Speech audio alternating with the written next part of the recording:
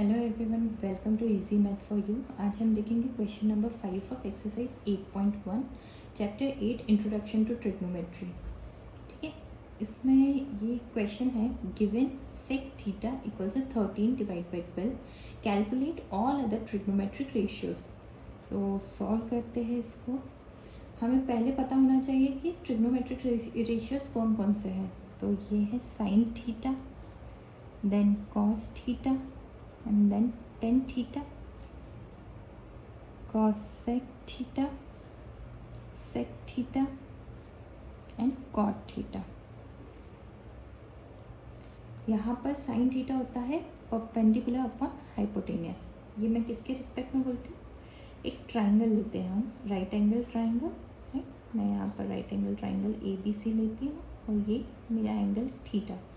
सो अगर मैं इस एंगल थीटा के रिस्पेक्ट में बात करूँ तो ये मेरा परपेंडिकुलर हुआ, ये HAB मेरी बेस हुई और HAC मेरी हाइपोटेनियस हुआ, राइट। तो साइन थीटा इस ट्राइंगल की बात करेंगे तो साइन थीटा होगा मेरा perpendicular upon hypotenuse, cos theta होगा मेरा बेस अपॉन हाइपोटेनियस, ठीक है, और टेन थीटा होगा परपेंडिकुलर अपॉन बेस, ठीक। कॉसेक सी थीटा ये कुछ नहीं होता है बट 1 अपॉन साइन थीटा होता है, ठीक है।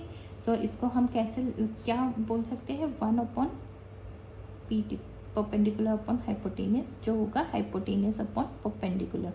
सो ये जस्ट इसका इस रेशियो का उल्टा कर दो बस। सो हाइपोटेनियस अपॉन परपेंडिकुलर। सो ये हुआ मेरा कॉसेक थीटा। सेक थीटा क्या होता है? 1 अपॉन कॉस थीटा, तो ये क्या हो जाएगा? Hypotenuse upon base.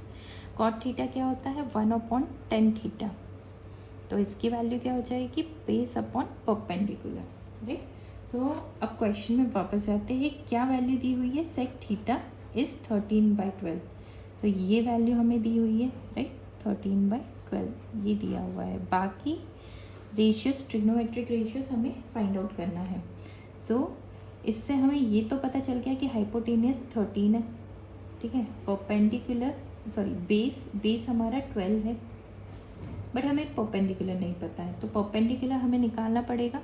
So perpendicular निकालने के लिए हम क्या अप्लाई करेंगे? पाइथागोरस थ्योरम, ठीक है, पाइथागोरस थ्योरम अप्लाई करेंगे। पाइथागोरस थ्योरम क्या है? हाइपोटेनियस का square is equals to perpendicular का स्क्वायर प्लस बेस का स्क्वायर, राइट। सो हाइपोटेनियस क्या है? 13 का स्क्वायर प्लस परपेंडिकुलर नहीं पता तो परपेंडिकुलर का स्क्वायर प्लस बेस क्या है हमारे पास? 12 का स्क्वायर, राइट। 13 का स्क्वायर इज 169, परपेंडिकुलर का स्क्वायर 12 का स्क्वायर इज 144।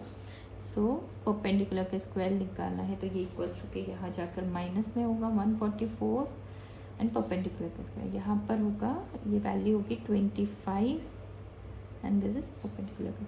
तो हम परपेंडिकुलर कैसे निकालेंगे? Square root of 25। So perpendicular क्या निकला हमारे पास? 5।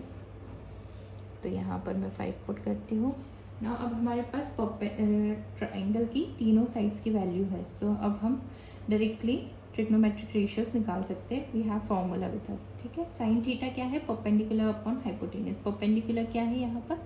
5 और हाइपोटेनियस क्या है? 13। Now next is cos theta.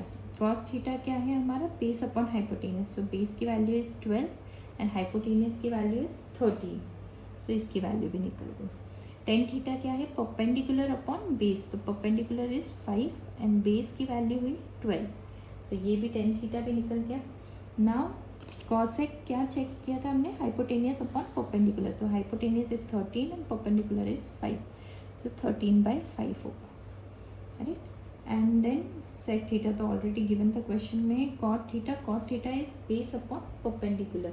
So base क्या है यहाँ पर? 12 और परपेंडिकुलर इज 5। सो ये हमारे सारे ट्रिग्नोमेट्रिक रेशियोज निकल गए, ठीक है। This is the answer. Thank you everyone.